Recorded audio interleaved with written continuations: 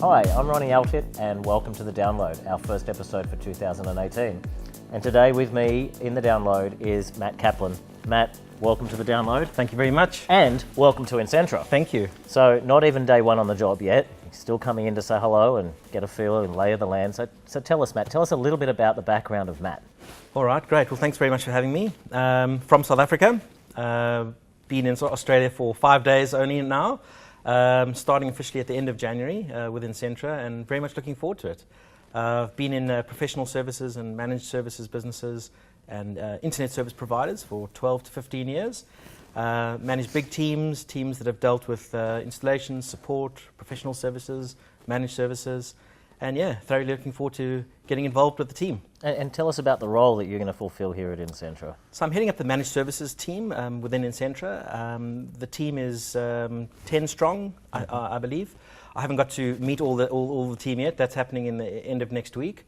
And looking forward to working with the team, getting in front of the clients as soon as possible, understanding their business outcomes, their needs, their plans for 2018, and trying to then to marry what we can do from a competency point of view and deliver against Insentra's promise. You know, that's great. And look, I think our partners are going to be very excited to have somebody, in our team that's full-time focused on helping them build their managed services business as well, which is wonderful. So you chose Australia out of South Africa, and I know a lot of people leave South Africa, but what made you choose Australia? What made you choose Sydney? Been here before, came for about a month many years ago. Actually, at that time, was about to emigrate. Went back to the UK, lived in the UK for 4 or 5 years. Went back to South Africa for about 10 days before coming here, and made the fatal error of playing a lot of golf, having a lot of barbecues, spending some time with the family, and ended up staying. That was about 15 to 20 years ago. But recently I've come from a few family holidays, and just love it. Very similar to home. Outdoors, sunny, sporty, friendly people. We've got 2 young kids. Good opportunities for them to come to this country now, and start a life together. So I very think much excited. Obviously a much safer place for you to be raising children as well, right? Yeah, much safer. We have a beautiful country, but it has a lot of challenges back home. And I think from an opportunity point of view, my wife and I think it's the best place for our young kids to start school. Our little boy will start kindy now in January, and our little girl will go to daycare for a few years. So it's a good time for them to assimilate into the environment and grow up Australian. Excellent. So I think, you look at that and I would say you're coming to the country for all of the right reasons, which is wonderful. And, having come from a very large integrator in South Africa, one of the largest telecommunications providers there too, tell us, in terms of moving to Australia when you started looking for your job, what made you select Insentra versus, any of the other opportunities, of which I know you had many? Yeah, it's a great question. Not to be coy, but I fell in love with the Insentra values and mission and vision. Well, that's good, because I love them too. Good. We probably came up with them, so that's good. So the HIT ACEs, it resonates a lot with me. I'm very strong and passionate about integrity, honesty, accountability, ownership. I take that very seriously in the work that I do and the work that my teams do and the service that we provide clients.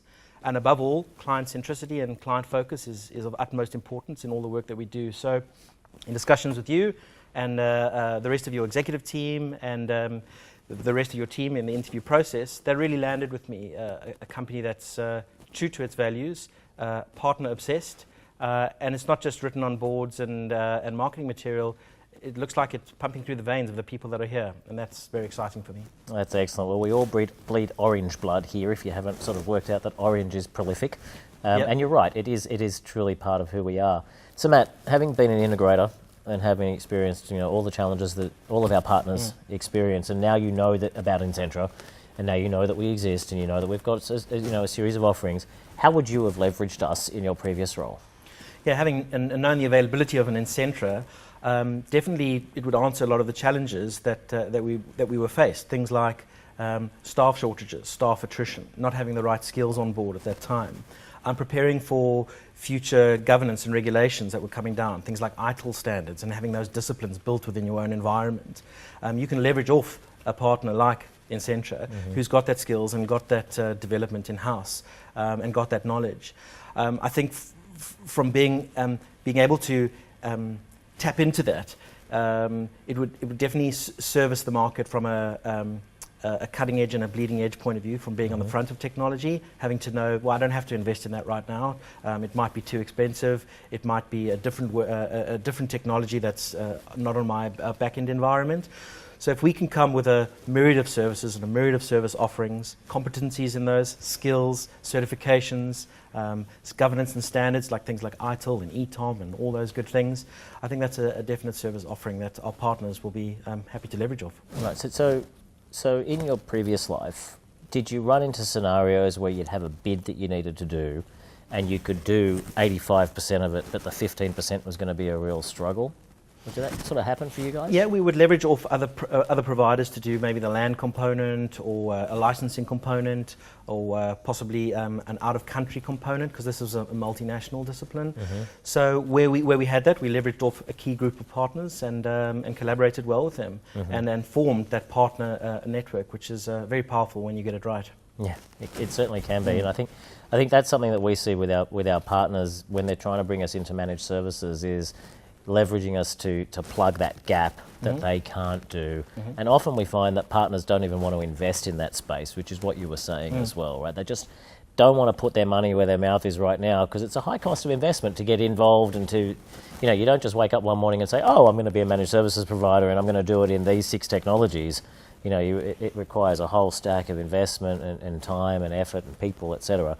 So that's where we're finding that our partners are leveraging us the most is, when they just don't have that capability, but recognise that if they do partner with us, then they'll do so without the risk that we're going to take the rest of the account. And more importantly, then we plug the gap and stop other people from potentially who could do the whole lot doing it. Agreed, and I think it gives Insentra the flexibility and the agility to focus on a niche product or service and then build a competency in that at our expense and at our investment, and then allow our partners to leverage off that from a scale perspective. Yeah, no, that's absolutely right. So you've got a very interesting background in terms of career. So what's your leadership style like? How would you define your leadership style? I think it's engaging. I think it's collaborative. I certainly love to get stuck in on the ground and understand what the clients are experiencing and what their pain points are. I'm very much focused on growth and development of our team and people that work within in my particular crew environment. Very focused on attracting the right people into the team, developing them when they're here through certifications, personal development, etc. Retaining them clearly, and then rewarding them. So it's a kind of a four-pronged attack when managing people. Open to clearly sharing and working with other teams and working alongside other teams and providing good collaboration as a team going forward. Okay. And so tell me, what would you consider the biggest success of your career to date? I think the biggest success would probably be an environment which I set up in South Africa some time ago. It was in a previously disadvantaged community that had never had access to the internet before. And we collaborated and kicked off a project where we provided internet access to the whole community through tablets and wireless hotspots and connectivity. And we really raised the standard from an education perspective within maths and literacy through the technology we provided. So although I'm an IT guy and I've been in IT for 20 odd years, and I've been in the service provider game and security game and managed services and professional services, I see the business outcome at the end is what excites me. I see how our clients and how their clients and how the ultimate end user, it might be government, it might be community, it might be a business user, ultimately use that technology. And that's what excites me, that's what encourages me, and that's what I get highly passionate about. So that sounds like it was a really interesting project, and particularly when you're starting to work with underprivileged people, you tend to get, and one tends to get a deeper sense of satisfaction out of it, and that sounds like a great project. So Matt, in the world of, the new world of the cloud, and there's hybrid cloud, and there's public cloud, private cloud, all of those things, but in that new world, things are different. Organisations aren't just buying infrastructure, building, chucking it in, and managing it. It's a whole different world now. What do you think the future of the managed services provider is in that new sort of construct? Yeah, so those things aren't going to go away. The infrastructure as a service, platform as a service, those are there. I think the challenge from having the relevance skill set to deliver against those and the up-to-date skill set from a certification perspective and having the guys that are skilled and certified to deliver against that is definitely a requirement and a concern to remain relevant. I think from a hybrid cloud journey perspective, at every step of that way, partners need to understand what they can put in the cloud and which workloads they can put in the cloud, and where they can guide their clients on that particular journey.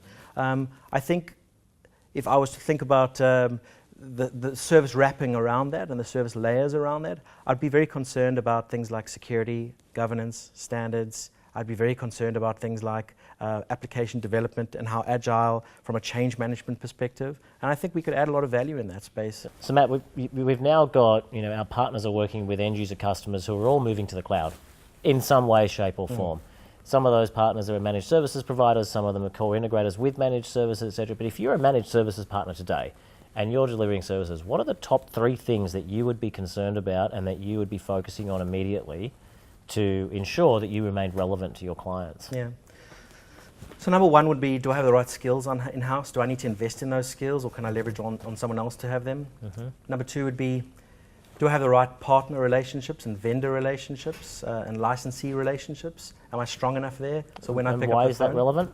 It's relevant when I need to pick up the phone and have a conversation with someone about a problem, or I need some guidance or advice or some consultancy. Do I have the strong relationship with them? And will they take the call, or am I just a number in the queue? That's important for me. And then thirdly, am I thinking beyond 2018 and beyond 2019, where big things like data analytics is coming, cryptocurrencies, items like that? Am I thinking along those ideas of innovation? Those are things that I would be focusing on. So on that last one, are you sort of suggesting that the MSP of the future needs to be considering how to build services around cryptocurrency? Yeah, I don't think why we shouldn't be doing that. Most definitely. I think we should be definitely looking at environments like that. But environments where it's difficult to choose a stable cryptocurrency right now. There's many that are popping up and there's some that are going down. And I think it's a market that's being watched from the side with a bit of trepidation to invest up front.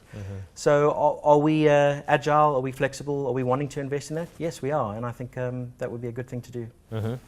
And so as a managed services provider, that's great, but that's real distant stuff as far as my view is that, to your point, cryptocurrency's up and down. I just picked on that one example that you chose.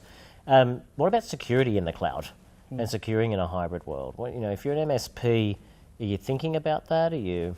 Yeah, I think you have to be thinking about that. You have to be remaining relevant. There's so many different security technologies. So do you choose one? Do you choose a few?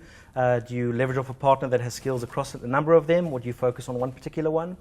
I think from a virtualization perspective, the tin has gone now, so you don't have to put a device in anymore to secure. You can get a virtualization application that will represent a firewall. So those technologies you have to remain close to and relevant and see who are the market leaders. So definitely security is one of the huge focus areas. So as we sort of start to think about the future and the future state, what do you see as the biggest issues that managed services providers are facing? So the future being tomorrow or in the next minute or two is right here. It's not something in a long distance. So I think we must keep the focus that the future is something that is not something far and distant, but something really relevant right now that we must be working on. Are we hiring for the future? Are we hiring skills that possibly aren't relevant right now, but are going to pop up in 6 months or a year and add immediate value at that stage and not have to hit the ground and take 2 to 3 months to add a bit of value?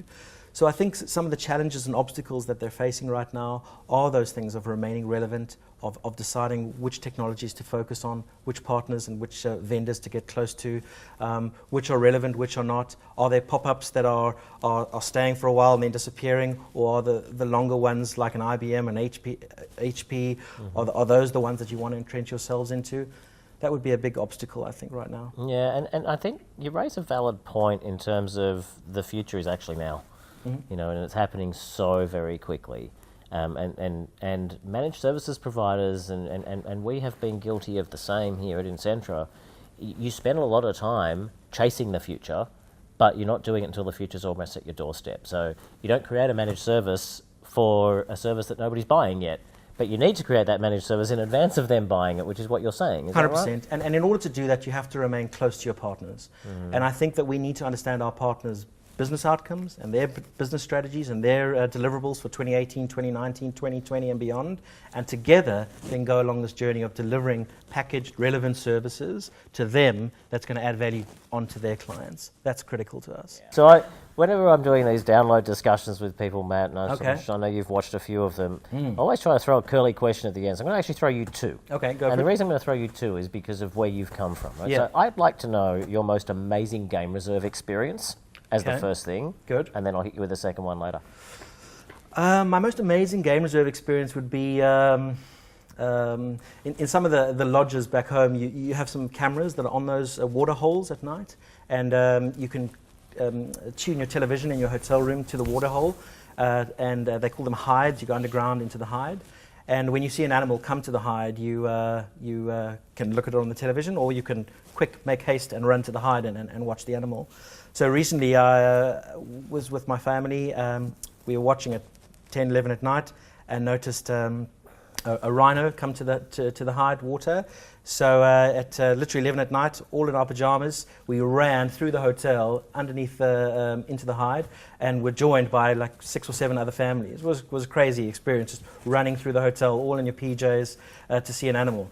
Opened the door, got there, and the thing had left. So yeah, it wasn't great. That's not good. Yeah, it wasn't That's good at all. not good. I mean, yeah, it's kind of makes me think, in South Africa, you just don't want to be running around any hotel in your pajamas, I suspect. No, not at all. And then you didn't even get the whole outcome. Exactly.